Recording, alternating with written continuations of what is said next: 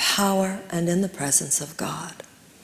We devote our time spent together and all of our relationships and experiences of one another to Him. And we pray that God's holiest Spirit be upon us, lifting us above and beyond the turmoil, the conflicts, the fears of this world to the infinite love and peace that lay beyond. And so it is. Together we all say amen. We talked last week about the metaphysics of Christmas.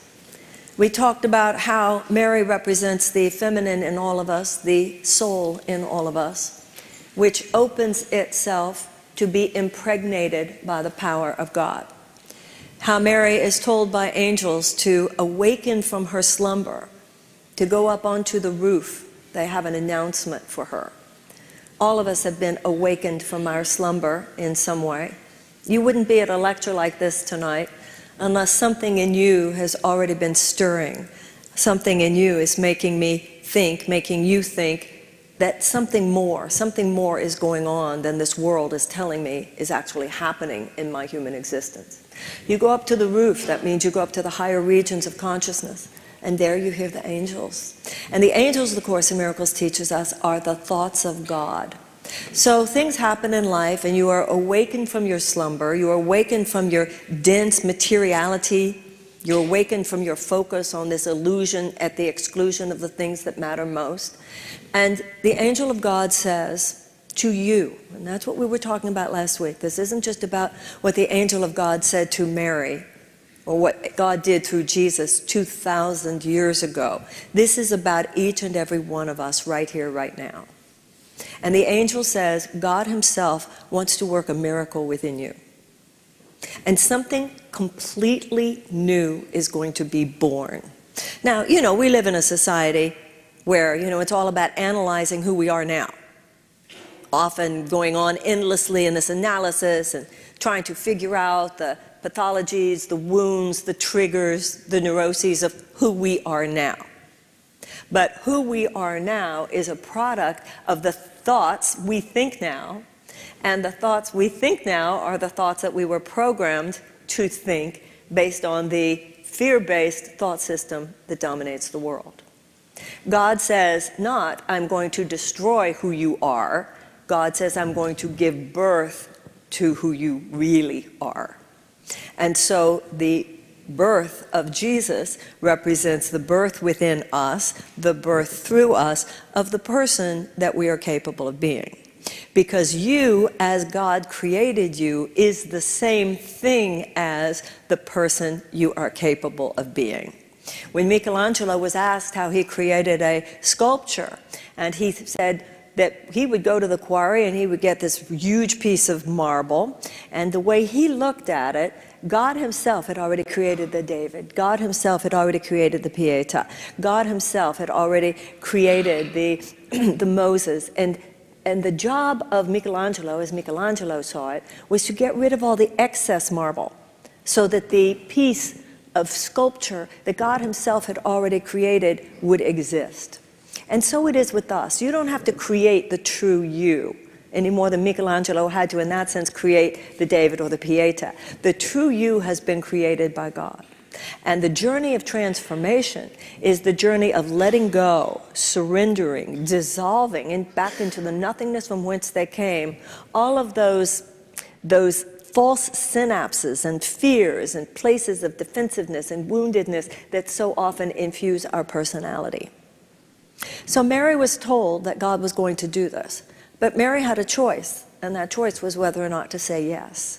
And that is the truth of us, and it is a choice that we make. We make that choice every moment. Sometimes we make it consciously, and sometimes we make it unconsciously.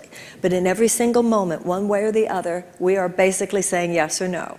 Yes, I will be who God created me to be. It's the same thing as saying, yes, I will be kind. Yes, I will rise to the occasion. Yes, I will be merciful. Yes, I will take responsibility and atone for my own mistakes when I make them. Yes, I will forgive other people for theirs. Yes, I will face this situation in life from a what can I give rather than what can I get mentality. Yes, I can try to be a light into whatever situation I'm in. Or I can say no. No, I will be victim. No, I will be defensive. No, I will be uncharitable. No, I will be unkind. No, I will not take responsibility for my own issues here at all. No, I will not forgive other people for what they're doing. So we're always either in a yes or a no, and those are the only two categories. The Course in Miracles says that the world is complicated, the ego is complicated, but truth and the fundamental aspects of human experience are quite simple. You are either grounding yourself in the basic confluence of love, or you are withholding love, a decision that only you can make, and casting yourself out of the cosmically ordered universe and landing in realms of chaos and despair. Now, the entire world today is pretty ensconced within the regions of chaos and despair. You look at what's happening in this country, you look at what's happening in the world, and it really does remind you of what the Christmas carol says. Long lay the world in sin and error pining, till he appeared and the soul felt its worth. All the Christmas carols, some of these lyrics are absolutely profound. The one that I just sang is what we were talking about last week. Long lay the world in sin and error pining means long lay the world in sin. Now, when the Course in Miracles talks about sin, it doesn't mean something you did that was bad and now God's going to cast you into hell after you die. It's the opposite of that. Sin is a thought that is a thought separate from who you are, separate from love. And it is not something that God is going to punish you for. It is something that the ego or loveless mind tempted you into in order to punish you. Your punishment is not something after you die. Your punishment is right now. You're anxious and you're depressed and you're not feeling good and you're feeling bad because you're cast into that disordered cosmic universe. God is not that which punishes you. God is that which saves you. God is that which sees you not as a sinner to be punished, but as someone who has made a mistake. And God's desire is to correct the error. The correction of the error is the realization of who we really are. Once I realize I am love, this saves me from my crazy self. It saves me from my neurotic self. It saves me from my angry self. So instead of just trying to analyze and dismantle my anger, let's say, the most powerful issue is to ground myself in the knowing that I am on this earth sent by God to literally be his ambassador, to be love. If I go into any situation in advance, we talk here all the time about casting your love before you go. If you go into a situation, casting your love before you go, asking only that you might be a blessing in that situation or in that relationship, the Spirit of God works through your subconscious mind. So if I go into a situation which might ordinarily, if I'm only at the effect of my mortal childhood programming, if I'm only at the effect of my mortal childhood programming, then I will also be at the effect of all the neurotic patterns which might then tempt me into anger or whatever. But if I have realized myself as a child of God, that's what God says to Mary. What will be born within you is the child of God. You know you're already the child. In my case, I'm the child of Sophie, I'm the child of Sam, right? We're the child of our mortal parents. That's who your body came from that. Your spirit, this was an immaculate conception. Spiritual rebirth is an immaculate conception. It is not fathered by something of this world. It is not where two worldly intimates come together and one impregnates the other. It is where the soul in all of us is impregnated by the Spirit of God.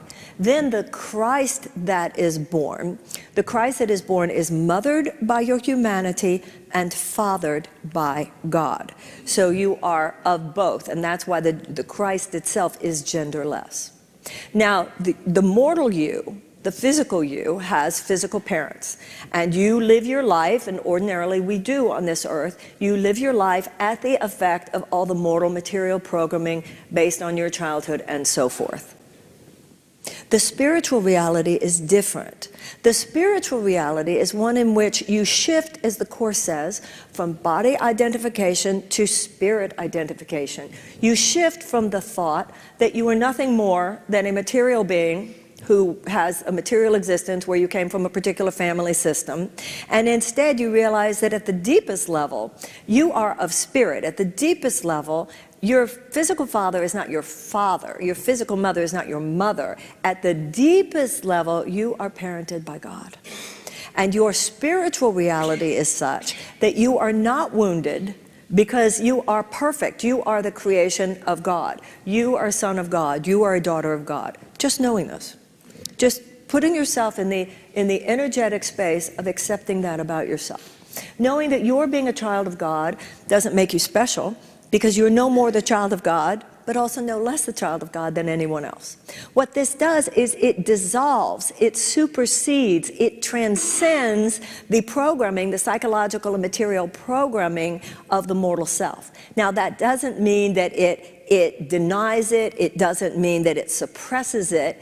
It means that it actually creates the psychic container for the transformational journey, whereby all those triggers and all those issues and all those wounds absolutely have to come to the fore, because we heal through a kind of detox process. We have to bring things up. Things have to come up in order for us to recognize and say, okay, this is how I am. Do I want to be this way? Because of mommy and daddy and childhood and so forth, I am this way. But the spiritual self within me isn't that way, because the spiritual self in me is perfect. I want that. I can't just pretend to be that. I can't just do it through behavioral modification, but I can ask for the miracle whereby I am saved from this persona that causes me and those around me suffering over and over and over again. That is why the Christ is called the Savior. Long lay the world in sin and error pining, till he appeared and the soul felt its worth. It saves you to know, I'm not of that, I'm bigger than that. And that is what the nudge is, to get up out of your bed and go up to the higher regions and know that your life is important. We live our lives more than anything else focused on ultimately unimportant things. Longing for meaning, longing for those things which is true, but we can't find them. We can't find them because they are not part of the popular stimulation of our culture and of our civilization. And so we are living these small, constricted lives where basically we have bought into this dream of who we are. And not only have we bought into this illusion that we are these small, constricted beings and we are limited by the various categories of our own material existence, and we are limited by the various mean-spirited attitudes and energies of the world in which we live. But it's even worse than that. It's that, as the Course in Miracles says, the vision of one world costs you the vision of the other.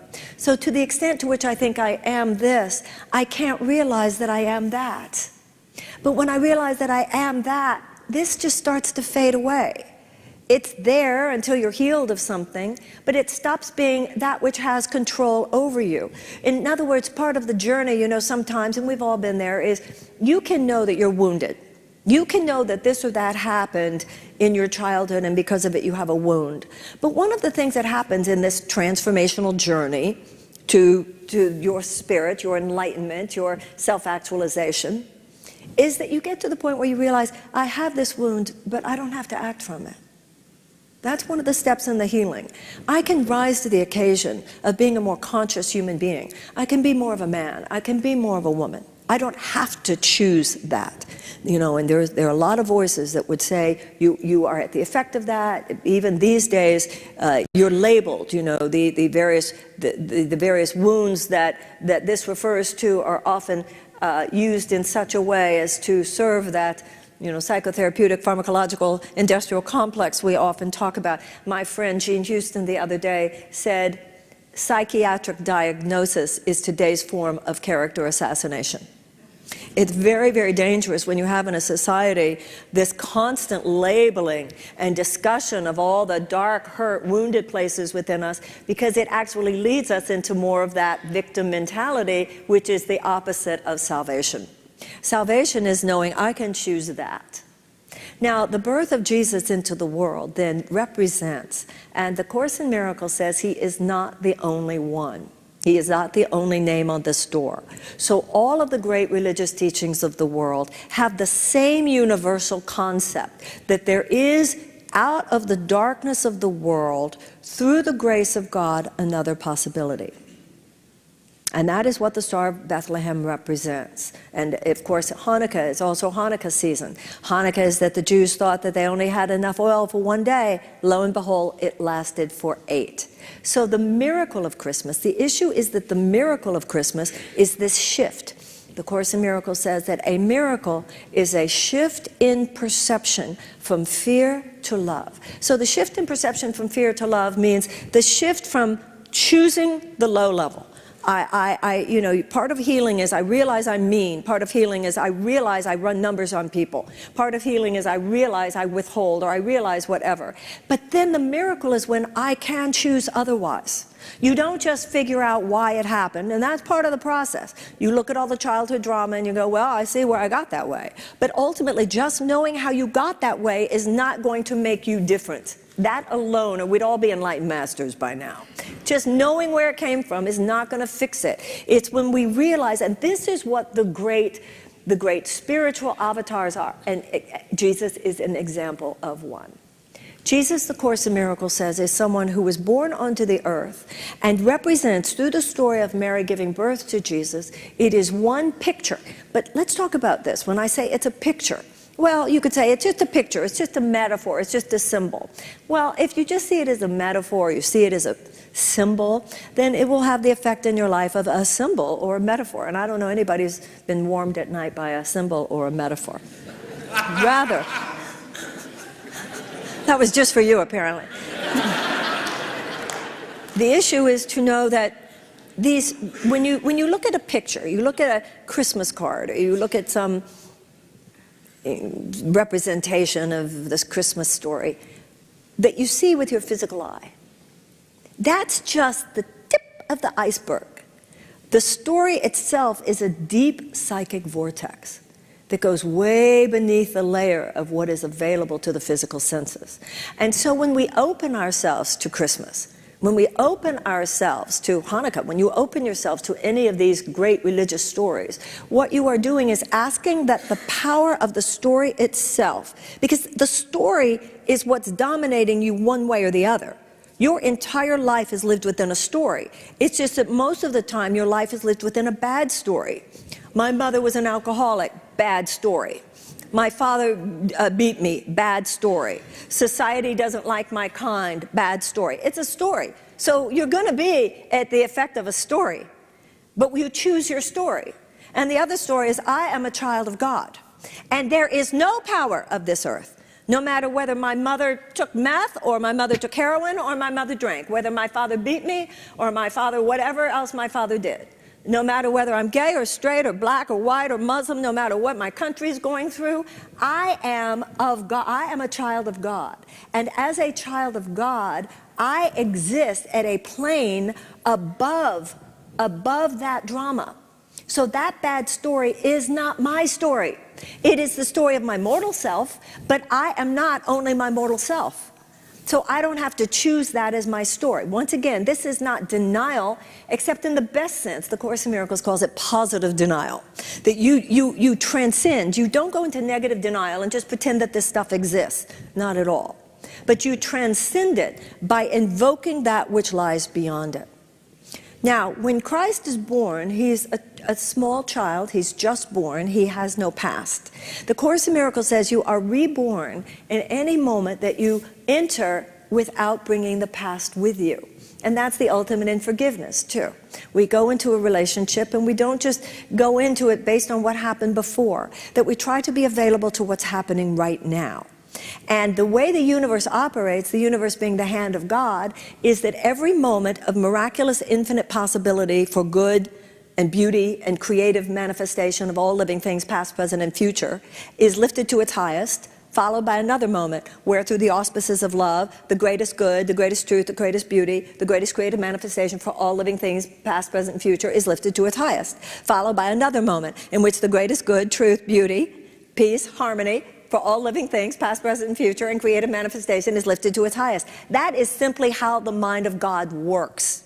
The way the ego mind, which is simply the choice for lovelessness based on the false belief that we are separate, keeping you tied to the small story, the way that works, anything that can go wrong will go wrong, because it is rooted in that cosmically disordered universe. So when you accept the birth of Christ, what you're saying is, I accept that God wants to give birth to something new within me. It doesn't matter who I was before this moment. It doesn't matter where I come from. It doesn't matter any of that. That is not what it's about. As a matter of fact, that's also the spiritual dimension of American democracy. That the concept is so profound that it should not matter the education. It should not matter who your parents were. It should not matter the aristocratic connection or whatever, because it's the idea that something miraculous happens when people are freed from the chains, not just the mortal chains, the physical chains that bind us in many societies, but also the mental chains that bind us, when we think that we are at the effect inescapably of ideas about ourselves, either in our minds or in the minds of others, that would limit us and hold us back. Now, we're living today where many of us on an individual level can relate to all of that, can relate to the fact that I am bound by my small story. And by the way, most importantly, your small story at a certain point stops working. Because basically, what you are going to do, because all life is just a reflection of your thoughts, if you were dwelling within a small story, guess what? You're going to have a small life. You're dwelling within a false belief about yourself. You can't. There's a lot of I can't. There's a lot of they won't let me. There's a lot of I'm a victim, right? There's a lot of, the world owes me something. There's a lot of all kinds of stuff that then you will see reflected on the screen of your life. And then you think that if there's a God, he should change all those things. But God himself will not violate the law of cause and effect. God himself is not going to change the effects, the cause of which you programmed.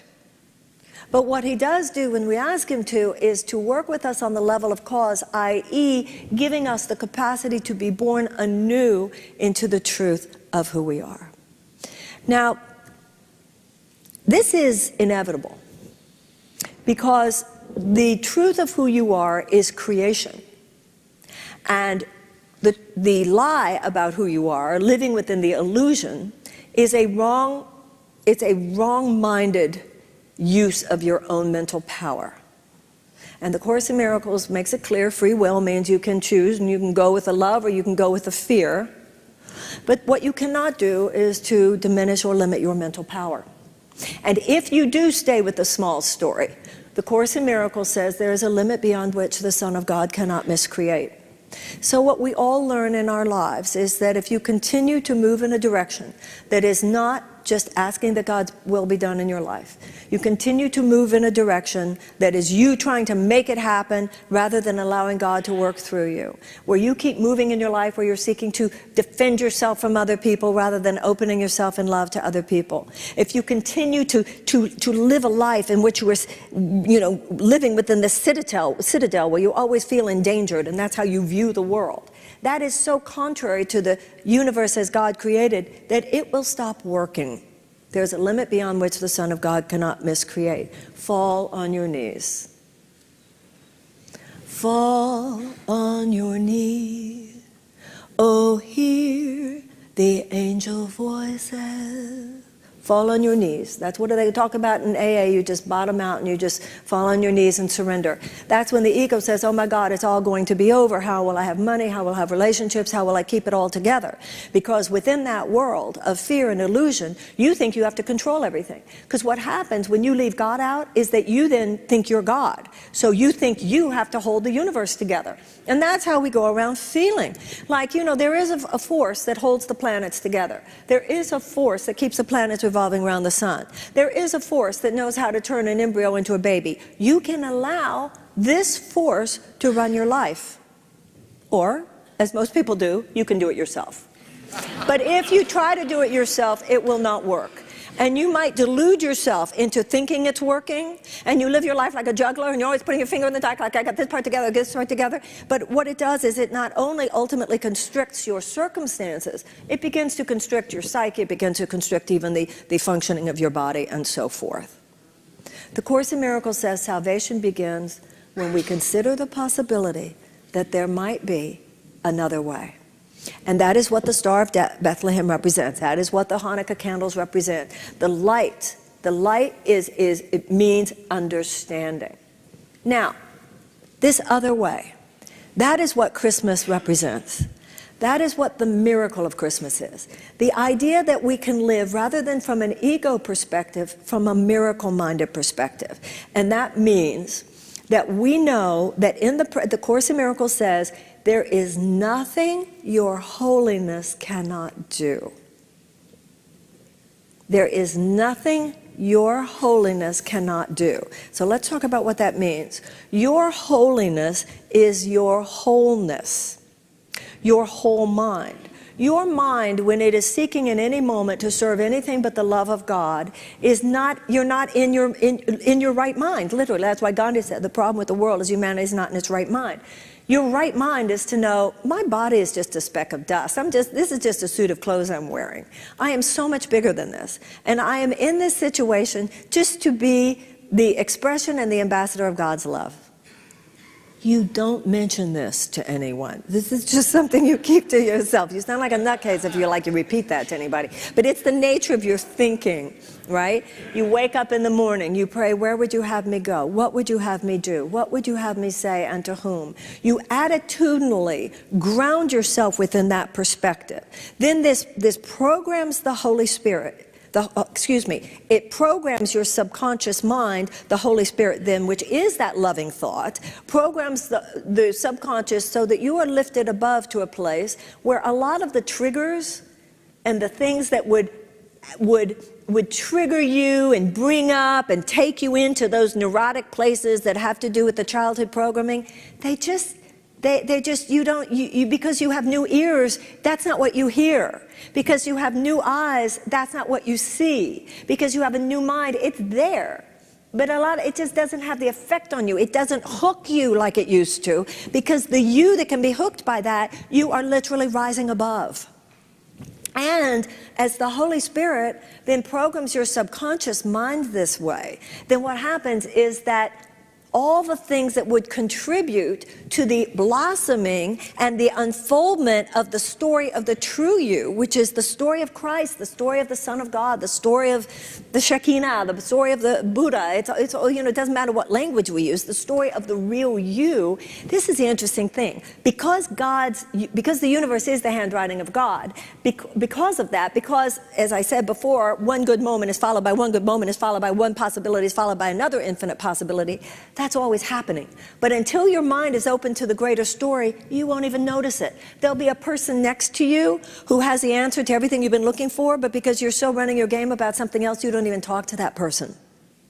You were given some opportunity at job, at work, but because you're not in a consciousness of saying yes and just showing up for how you could be of service, you completely miss the opportunity that could have turned into. So it's not, we talk about it like you, quote-unquote, attract good things. It's not that you attract good things. The universe is always you are swimming in good things. It's that you're available for them. You can see them. You can receive them because you are receptive. You are available to life. And in that space, in that mind, the Course in Miracles says, because that mind is love, the Course in Miracles says, miracles occur naturally as expressions of love. Miracles occur naturally as expressions of love. So we're here running our lives like it's like we're taking the bull by the horns, which is suicidal. We're trying. It's kind of like when you have a pile of iron shavings, and we are working so hard.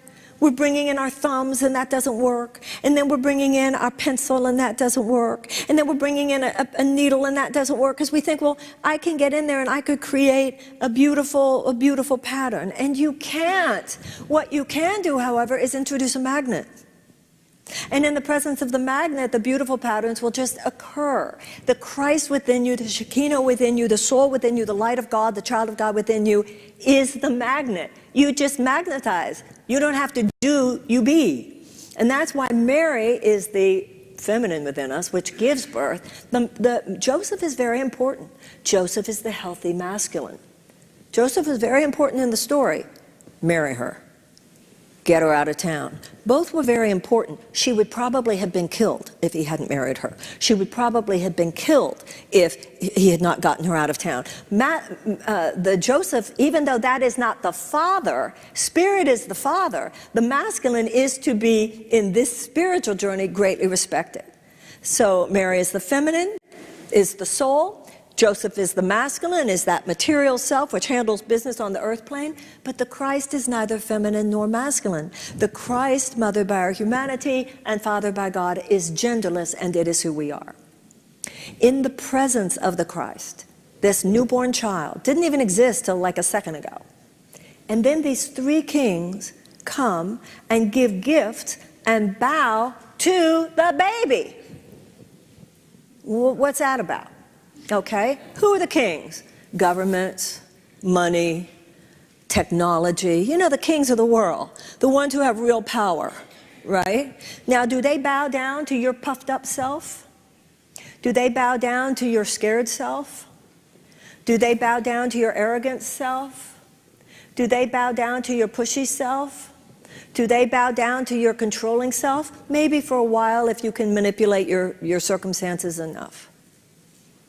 But in an ultimate sense, they don't.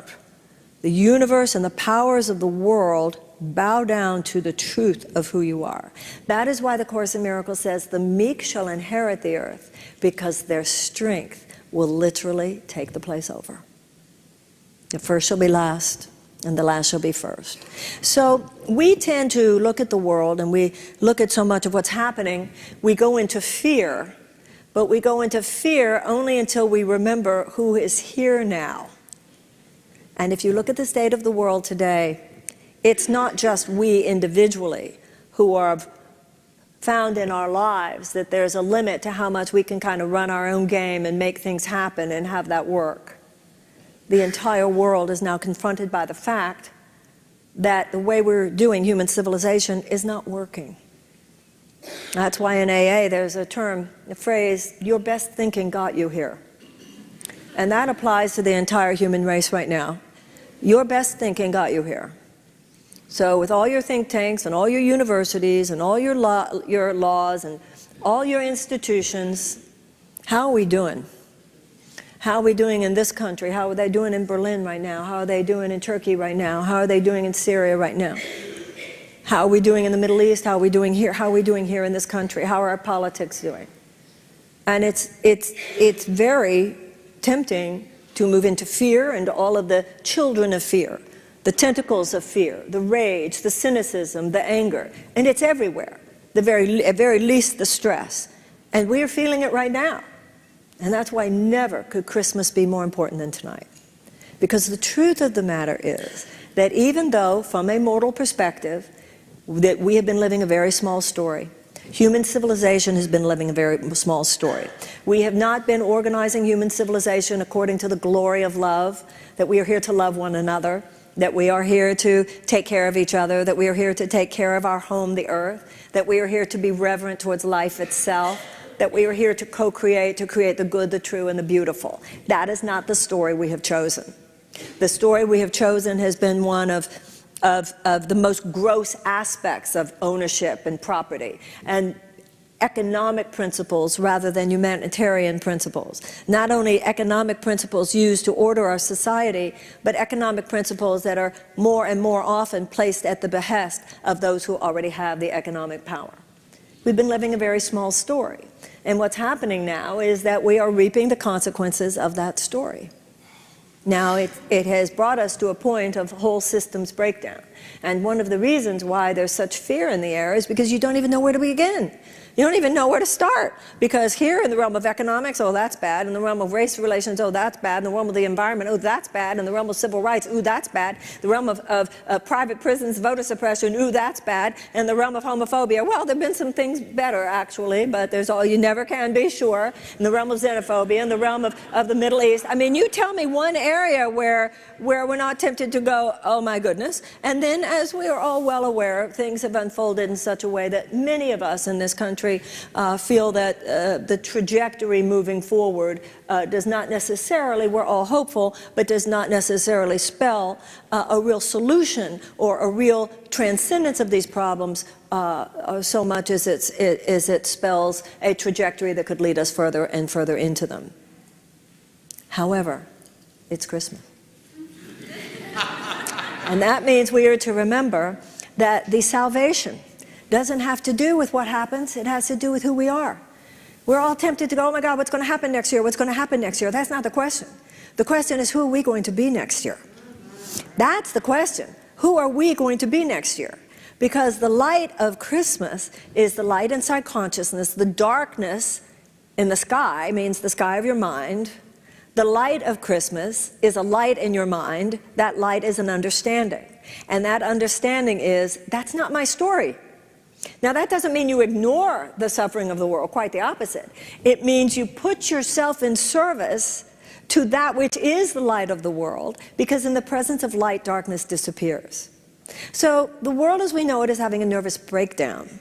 But, you know, nervous breakdowns are often highly underrated methods of spiritual transformation.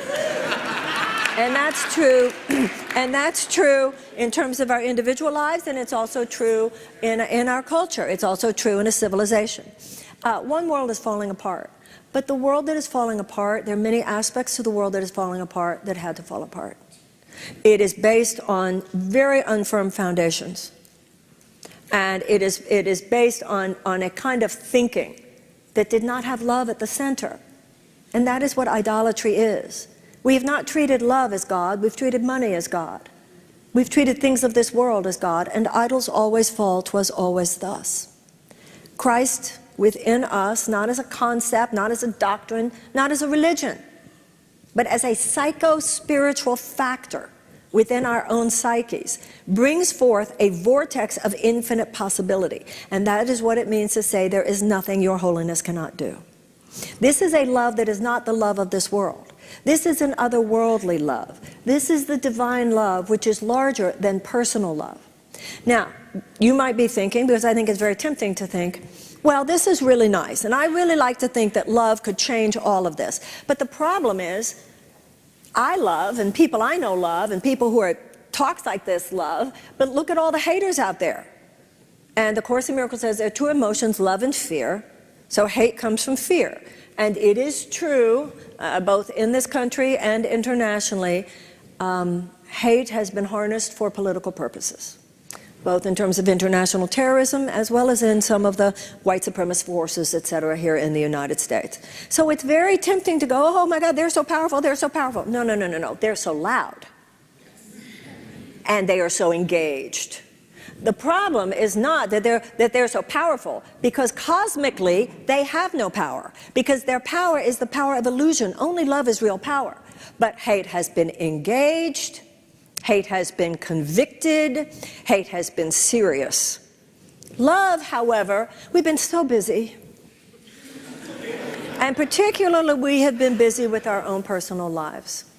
I mean, we have been so, and there's nothing like the circumstances of the moment to demonstrate this. Some of the things, if we are honest with ourselves, that we are so obsessed with, even in terms of our own personal problems, and then you look at people like living in places like Aleppo. I hear people say things like, well, I don't know where I'm going to be for Christmas. I don't know where I'm going to be for New Year's. And I'm thinking of all the people in the world wondering if they will be alive at Christmas. Wondering if they will be alive on the New Year. And these are the things that wake us up. And I do think there is an awakening going on. And I think there's an awakening going on in this country. But to stand within the space of that awakeness means, within the space of this love, you are lifted above the constraints of the three-dimensional construct. So this idea that they hate, there's more people who hate. First of all, as we say here so often, society doesn't change because the majority does anything. Majorities don't matter the way the mortal mind would argue that they do. The majority did not wake up and say, oh, let's free the slaves, shall we? The majority did not wake up and say, let's give women the right to vote. No, that's not how the world changes. The world changes because some people, and that critical mass, we don't know that 100th monkey. Some people talk about pi. Some people talk about 11%. I don't know. We know it's nowhere near.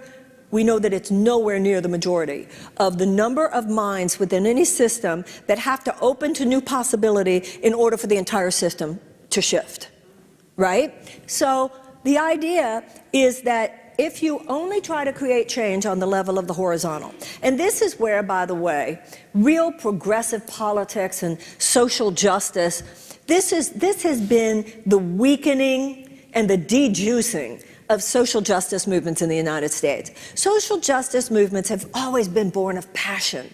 They've been born of love. It's not some dry political calculation that we should not have slavery.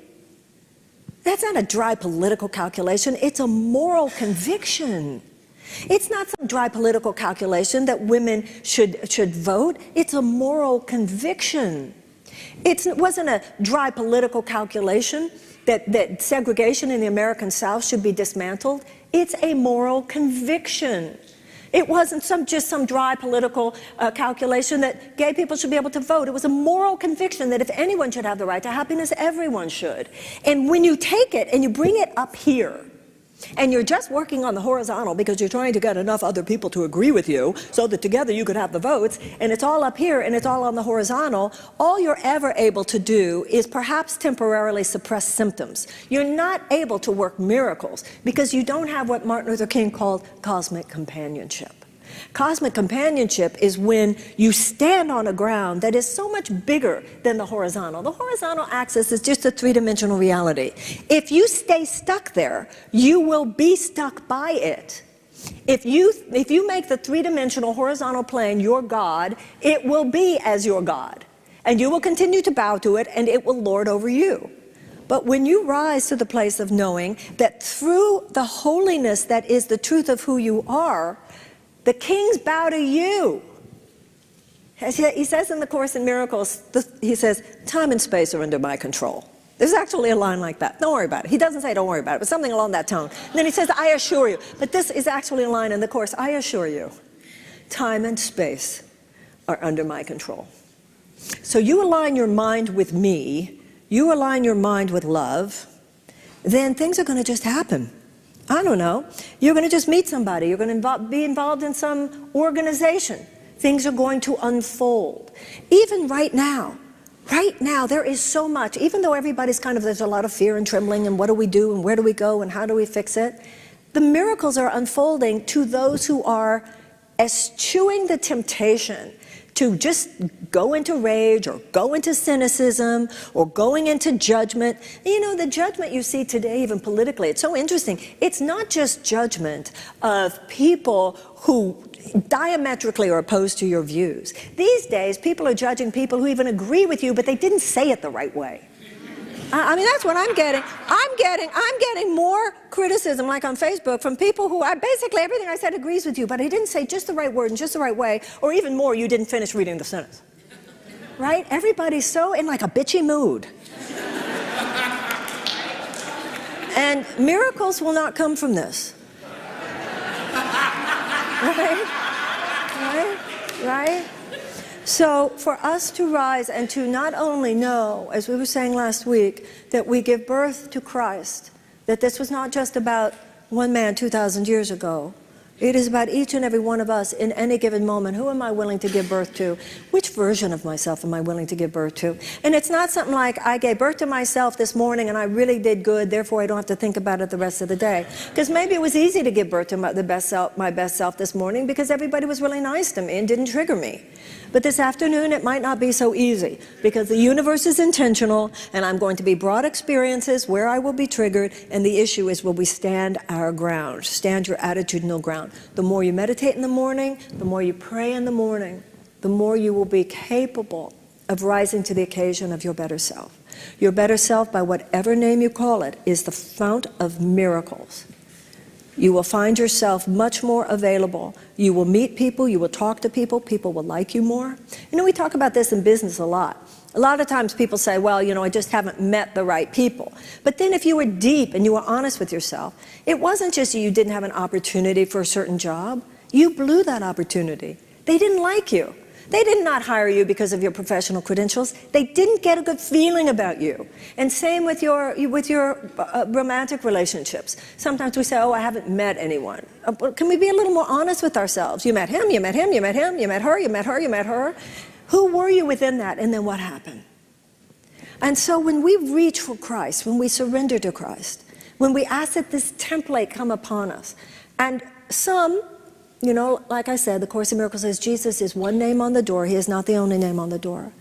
But we are taught that the word Jesus in any language automatically reminds the mind of the relationship between the Father and the Son.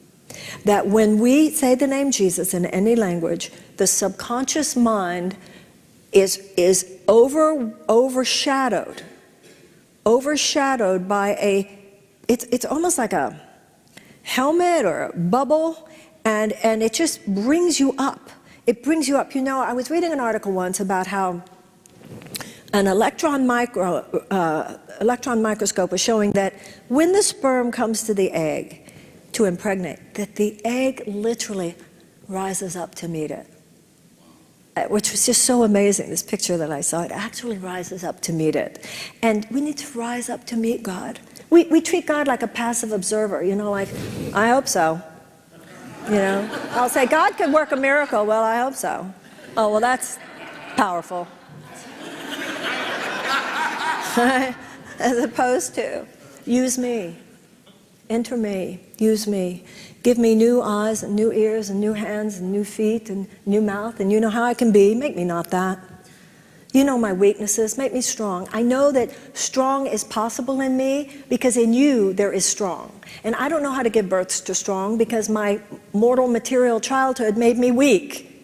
But I am willing to give birth to that which is strong. That's why those beautiful gospel songs, let the weak now say, I am strong. Let the poor now say, I am rich.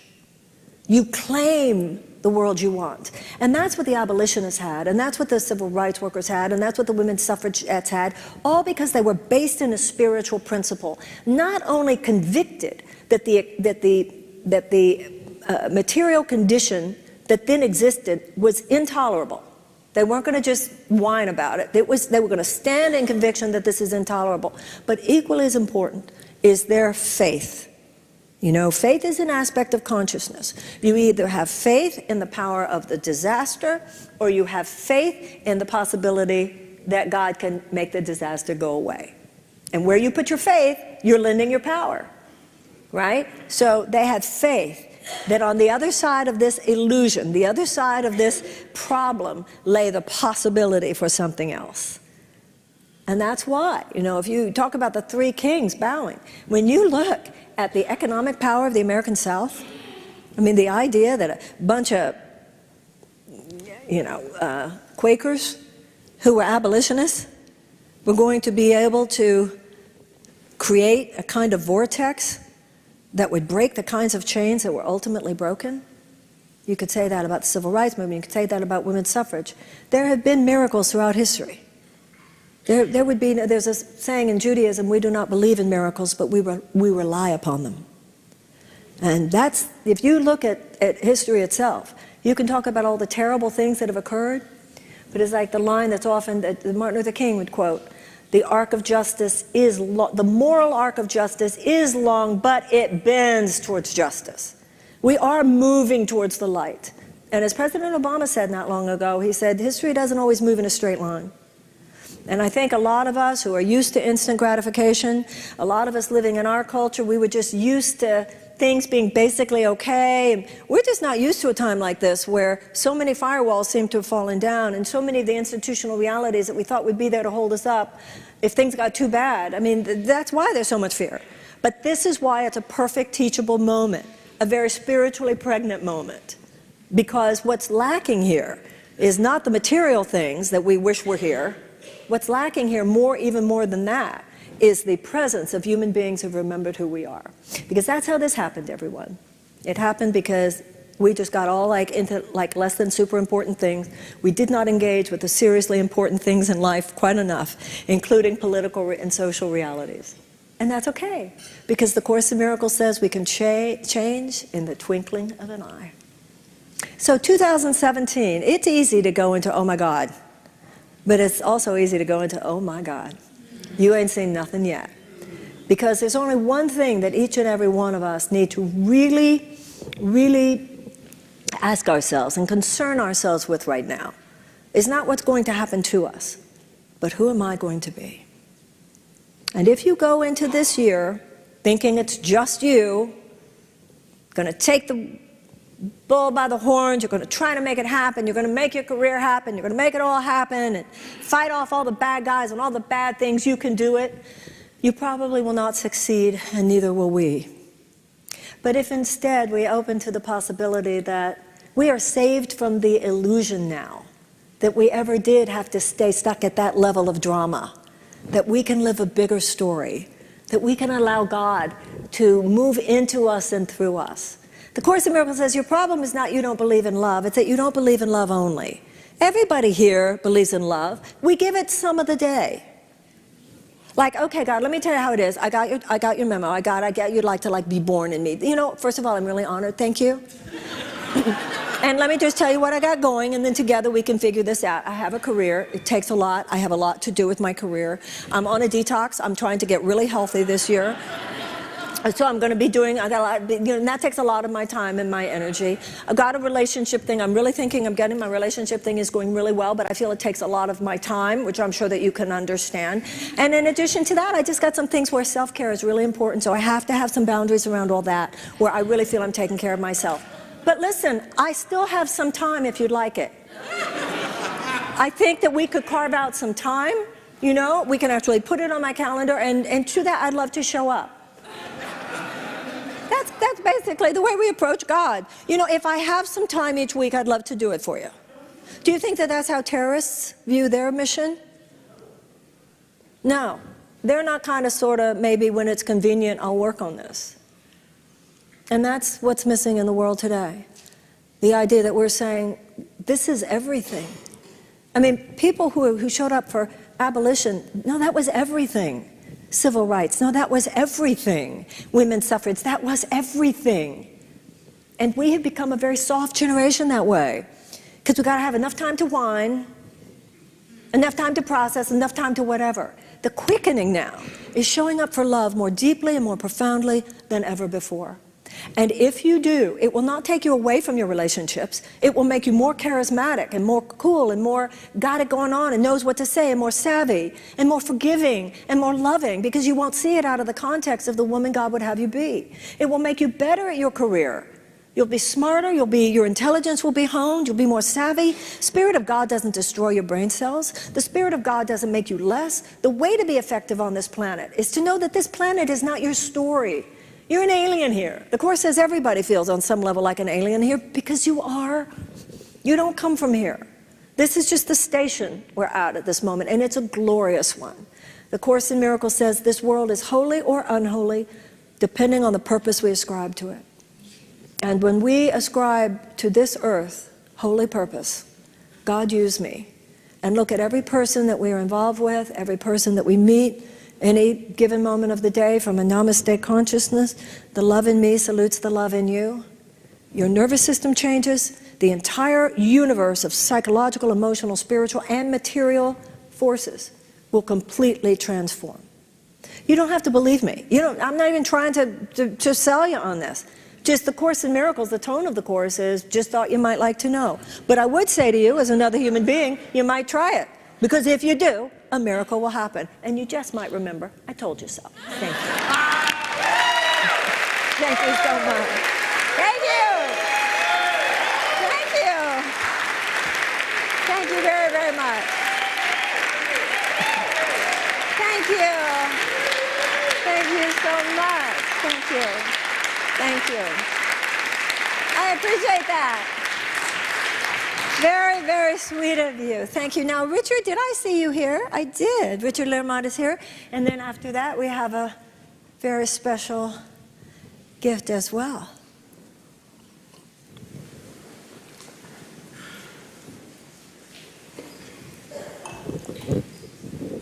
Richard Lermont, everyone.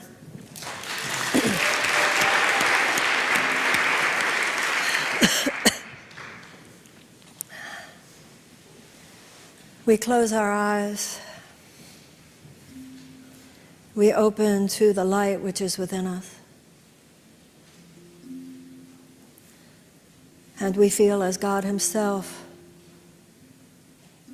requests entrance into our hearts.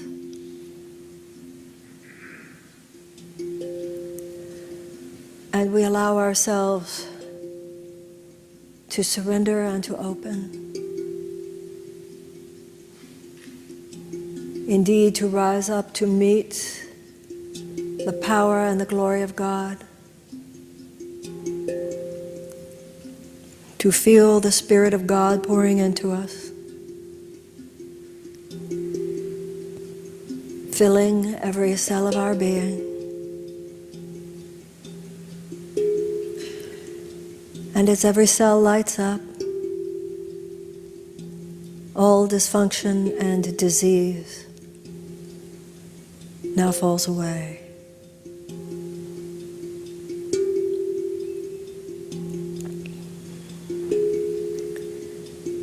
We feel within us the stirring of new life. We own the process occurring. We welcome the process occurring. We know that within the divine blueprint of God, we are already standing in the light of our highest creative possibility. The woman we can be, the man we can be, filled with love and glory and power, every breath alive in peace and significance.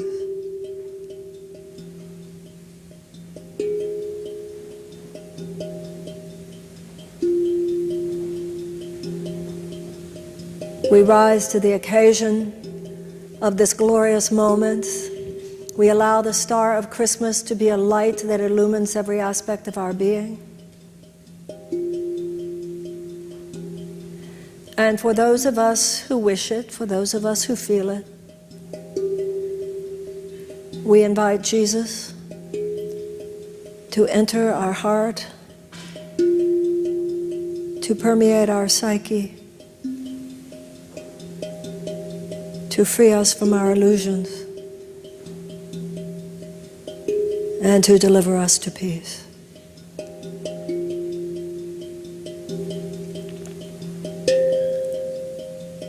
We feel His presence within us.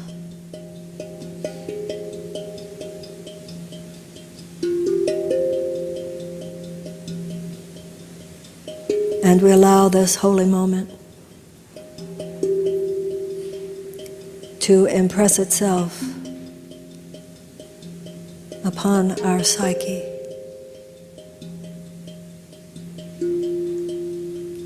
And we know that this moment is home.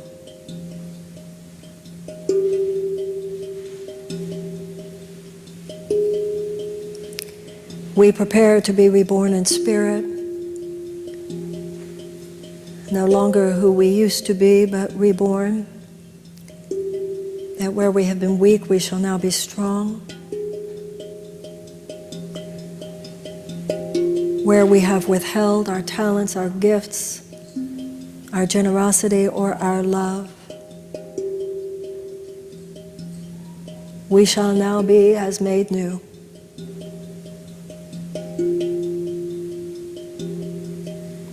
For on this night we surrender to God. On this tonight we give it up. We fall to our knees in spirit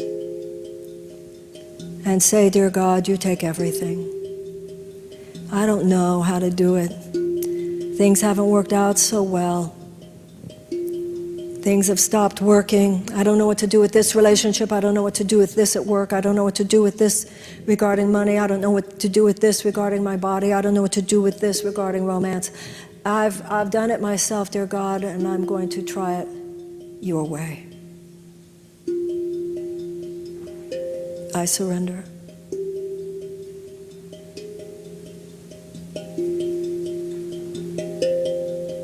And that is our prayer. That the Holy Christ be born in us tonight, now lifting up every situation and every thought above and beyond the mortal plane. That what was shall be no more, and what shall be will be soon. We surrender our own lives and we surrender our country. And we send our love to Syria and to Germany, to Switzerland, to every country of the world. Wherever there is sorrow, wherever there is torture, wherever there is unnecessary suffering, dear God, send your angels to minister unto people. And use each and every one of us in the great and glorious mission that on this holy night, this holy, holy night, where we have glimpsed the light of God, we shall know and praise and celebrate the arrival of our own power, that we shall be kings of our own kingdom and queens of our own kingdom, our own psyches, no longer slave to our basest impulses, but on the throne of our own most ordered cosmic universe. Such is the power of God.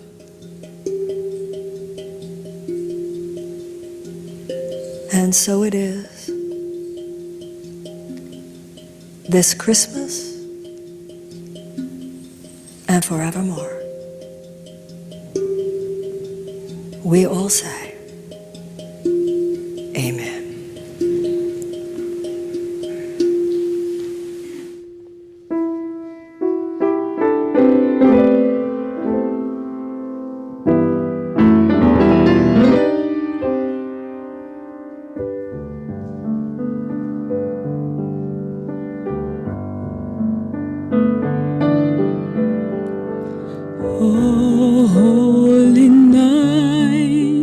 The stars are brightly shining.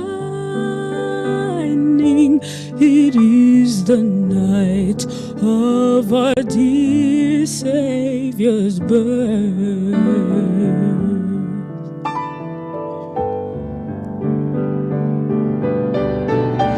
Long lay the world in sin and error pining, till he appears and the soul felt his worth.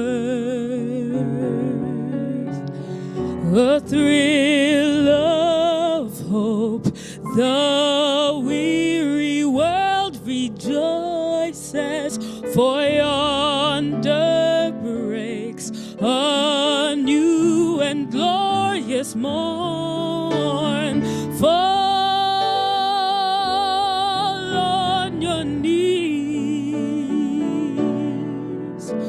Oh, hear the angels' voices. Oh,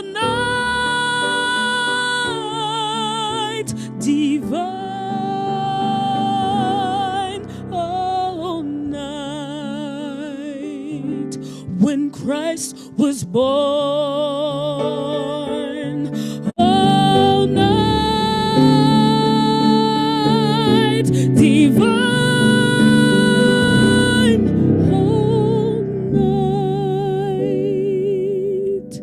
all night divine.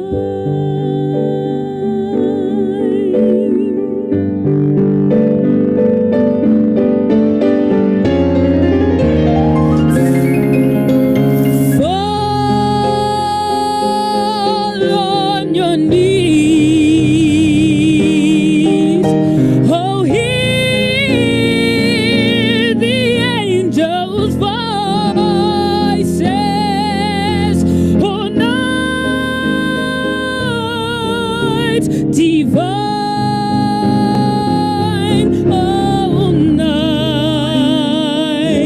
when Christ was born. All night divine.